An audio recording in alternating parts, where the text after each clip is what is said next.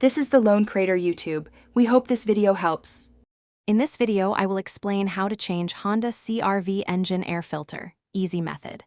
Open the hood and prop it securely, then locate the air filter housing near the engine intake. Unclip or unscrew the housing cover and lift it off to expose the filter. Remove the old filter straight up to avoid debris falling into the intake. Wipe the housing with a clean rag, seat the new filter correctly, reattach the cover securely, and close the hood.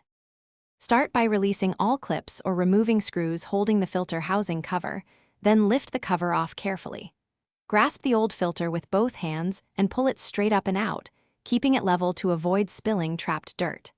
Inspect the inside of the housing, use a clean rag to remove leaves or dust, and check the intake snorkel for debris. Confirm gasket surfaces are clean and dry before placing the replacement filter. If this guide helped, please consider subscribing and liking the video to support more helpful car maintenance tips.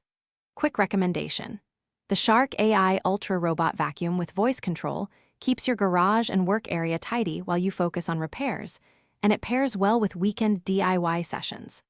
I mention it because a clean workspace saves time and tools, and it fits right into regular maintenance routines.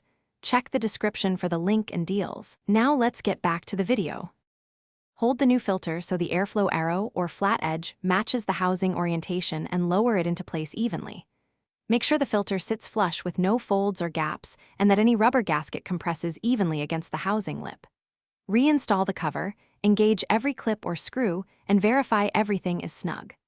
Close the hood, start the engine, listen for normal operation, and enjoy improved performance and fuel efficiency. Thanks for watching. Consider subscribing if we helped you.